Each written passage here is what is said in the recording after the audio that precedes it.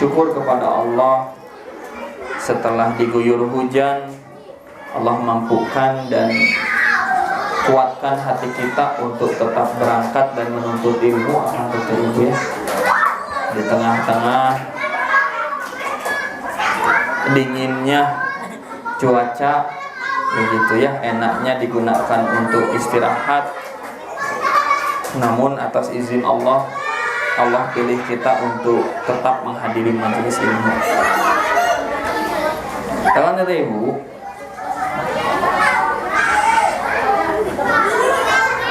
tidak ada satupun manusia soleh, mainnya di belakang ya. Kata ibu, tidak ada satupun manusia yang terlepas, terbebas, murni dari yang namanya berbuat salah, itu tidak ada. Setiap kita itu pasti berbuat salah.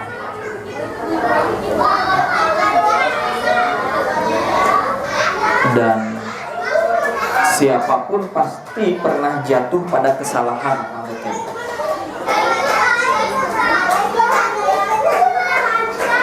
Cuman yang paling sulit itu kalau casingnya sudah baik, kemudian berbuat salah,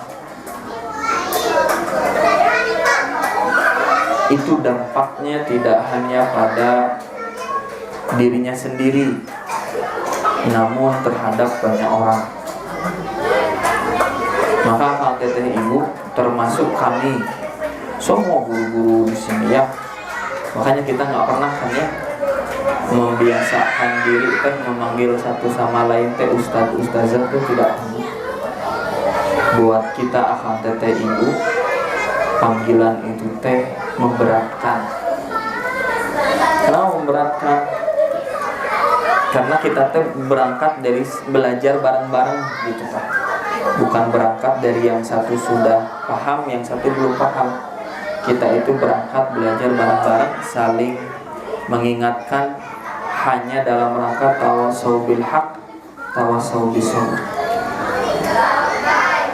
Makanya kenapa di kita terbiasa dengan Akang Teteh Ibu ya, ke siapapun Akang Teteh gitu. Karena dari awal posisi kita itu paham, suatu saat mesti kita jatuh pada kesalahan. Dan kalau sudah melabeli diri dengan kalimat Ustadz, abi wae mun tim media bikin besok nih contoh ada mabit, terus ada yang webinar sama Bu Anik gitu ya, mesti teman-teman teh nulis nanti Ustadz Rian Akbar, saya ganti. Karena Akang Teteh Ibu nggak enak punya label itu kan, nggak enak.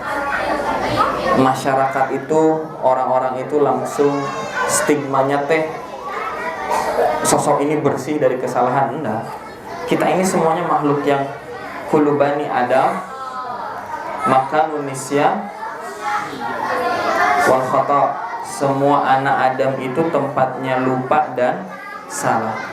Maka Kang Teteh Ibu saat melihat kesalahan seseorang, siapapun itu, teman sebelah kita, teman depan belakang kita, saudara kita, kawan kita, keluarga kita,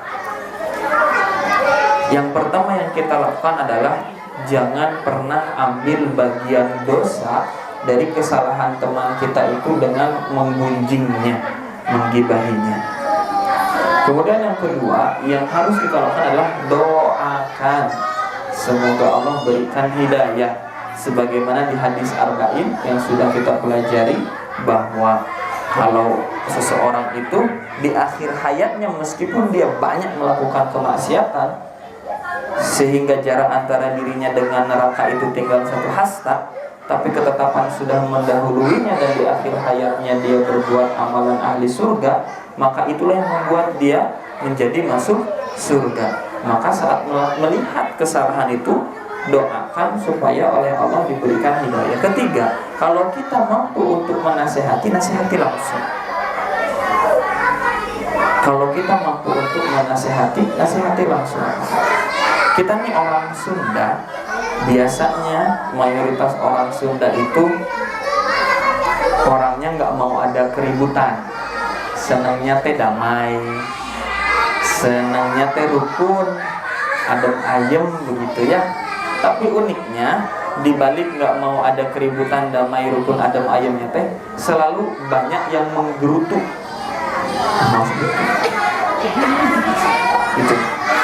Gitu. Maka kita harus memulai dari lingkungan kita, akan teteh ibu terbiasa menyampaikan sebaik mungkin teguran, atau mungkin sebelum negur teh ditanya dulu kenapa melakukan hal tersebut. Karena kita semua manusia kan itu, mesti suatu saat sengaja, tidak sengaja, sadar, tidak sadar, sebetulnya mungkin bahkan hal itu mubah, bukan salah, mubah.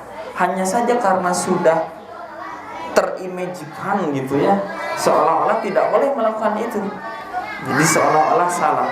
Nah maka akan tertunggu, sebelum kita belajar materi ini, Habib perjalanan tadi ke Garut ya, ke Garut melihat domba gitu. Bagus tuh dombanya, lucu, kecil-kecil, sebulan, 2 bulan gitu ya, lucu-lucu. Terus kita ngobrol sama muwakif Agung, banyak hikmah yang didapat. Ternyata semua orang itu berpotensi jatuh pada kesalahan. Maka jangan sampai saat kita melihat kesalahan tersebut jadi orang yang ambil bagian dosa dengan digibahi, jadi orang yang mendoakan keburukan, jadi orang yang tidak menegur dan membiarkan keburukan itu terjadi. Jangan sampai begitu. Tegur aja. Barangkali orang itu butuh dirangkul, barangkali orang itu butuh dinamai, butuh ada orang dengan lapang dada menerima semua kekurangannya supaya dia bisa terperbaiki lagi sebelum nanti dirangkul sama lingkungan-lingkungan yang buruk. Itu akan kita ibu hati-hati.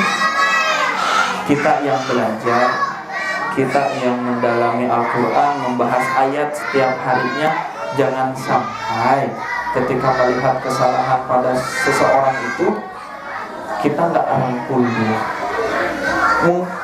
Merangkul yang udah baik itu gampang. Ini merangkul yang berbuat salah itu atau mungkin kesalahannya itu sosoknya itu dari sosok yang kita kagumi, kita teladani, kita ikuti, wah itu lebih-lebih. Maka akan teteh ibu, semua manusia itu mesti akan terjatuh pada kesalahan. Jangan digibahi, didoakan yang baik, tanya atau tegur kenapa berbuat seperti itu. Itu ya. Dan kita karena kemarin bahas fikih, sekarang kita bahas adab akan teteh. Kita bahas adab aja ya. Terakhir sudah sampai mana? Adab terhadap Rasulullah sudah selesai semua. Apa yang Allah istimewakan untuk beliau berupa keindahan jasad dan akhlak, dan apa yang Allah anugerahkan kepadanya berupa kesempurnaan jiwa dan zat. Beliau adalah makhluk yang paling tampan dan sempurna secara mutlak. Barang siapa yang demikian kondisinya, maka bagaimana tidak wajib beradab terhadapnya. Sampai poin berapa itu kata ibu? Poin 3. Poin 3-nya itu adalah sesungguhnya Allah telah menjadikan beliau sebagai Al-Hakim. Itu baik. Kita masuk poin 4. Sesungguhnya ini adab terhadap Rasulullah. Kita review dulu poin 1, 2, 3 biar nyambung ya. Adab terhadap Rasulullah yang pertama, Allah mewajibkan atas setiap muslim laki-laki maupun perempuan untuk beradab kepada beliau. Di antara adab-adabnya sudah disebutkan ayat-ayatnya ya. Kemudian yang kedua, orang-orang mukmin itu diwajibkan untuk mentaati dan mencintainya. Karena kata ibu, mencintai Nabi ini harus melebihi kecintaan kita kepada keluarga kita, kepada orang tua kita, bahkan kepada diri kita sendiri. Itu teh berat akang teh. Kecintaan kita kepada Rasulullah harus melebihi daripada kecintaan kita kepada diri kita sendiri. Itu berat akan teteh ibu kalau kita belum siap. Bayangkan coba, akan teteh ibu para sahabat mengorbankan nyawanya hanya untuk menyeru seruan Nabi. Ketika Nabi bilang kita mau berangkat ke Badar untuk mencegah kafilahnya Abu Sufyan. Berangkatlah 317 orang. Itu mereka bersiap menanggalkan nyawanya, sehingga akhirnya terjadi peperangan Badar. Sampai seberat itu pengorbanannya. Ya. Maka coba kita dari ajaran-ajaran Nabi sudah sebesar apa kita mengamalkannya sebagai bukti mencintai beliau melebihi diri kita sendiri. Itu poin kedua. Poin ketiga adalah Allah menjadikan beliau sebagai Al-Hakim, pemutus segala perkara. Lalu Allah menjadikan beliau sebagai imam, itu pemimpin, dan Al-Hakim. Jadi Nabi itu ya pemimpin iya, hakimnya juga iya. Ini dalam Islam itu seorang khalifah pun yang menentukan urusan-urusan suatu perkara. Kemudian yang keempat, Allah telah mewajibkan untuk mencintainya berdasarkan penuturan beliau, walladzi nafsi biyadihi la yu'minu ahadukum hatta akuna ahabba ilaihi min waladihi wa walidihi wan nasi ajma'in. Nah, ini dalilnya. Demi zat yang jiwaku berada di tangannya, salah seorang di antara kalian tidak beriman dengan sempurna sehingga aku lebih ia cintai daripada anak, orang tua, dan seluruh manusia. Kata ibu, kalau nabinya ada mah mungkin kita teh mudah untuk membuktikannya. Contoh misal nabi di sini misalkan ya, misalnya ini mah misal berandai-andai aja. Nabi ada di sini kemudian mengatakan kepada kita, ya ma'syarul mu'minin, wahai masyarakat mukmin, orang-orang yang beriman, kita akan membangun Masjid Nabawi. Siapa yang memiliki kemampuan untuk membantu, bantulah. Misal begitu. Kita pasti langsung doyong-doyong akan membantu. Ya.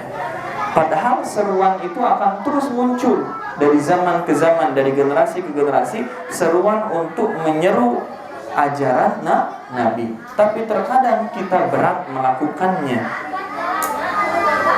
Untuk ibu akang teteh ya, yang pernah jatuh pada tanda tangan akad riba. Kan kita teh gampang gitu. Mana lagi? Padahal di balik akad riba itu ada 10, 20, 30, 50 juta yang harus kita keluarkan sebagai ganti dari uang yang kita pakai duluan. Enggak berat tuh. Ya. Tapi manakala seruan Nabi datang, yes, cintai para penghafal Quran, sayangi anak yatim dan duafa, selamatkan masyarakat dari kemaksiatan, dan untuk itu semua misalkan kita membutuhkan dana masing-masing 3 juta saja, yakin deg-degan kita gemetar, deg-degan di sini sampai ke sini tembus gitu. Padahal misalkan itu bagian dari seruan Nabi. Sedangkan kata Nabi di sini, dia harus mencintai orang tersebut, siapapun di antara dirinya yang mengaku dirinya beriman, harus lebih mencintai Nabi daripada anak, orang tua, dan seluruh manusia. Berat. Wah. Maka para sahabat ketika diperintahkan hijrah dari Mekah ke Madinah, ditinggalkan semuanya. Usaha yang sudah dirintis, keluarga yang sudah dibina, anak-anak yang sudah dididik, ketika tidak mau mengikuti seruan Nabi, ditinggalkan. Akan teteh ibu, kita pelaksanaannya nggak seberat itu. Maka coba cari pembuktian-pembuktian yang lain yang menurut kita berat, sehingga nanti meringankan hisab kita di akhirat. Ya Rasulullah, menurut saya ini sudah berat, saya lakukan.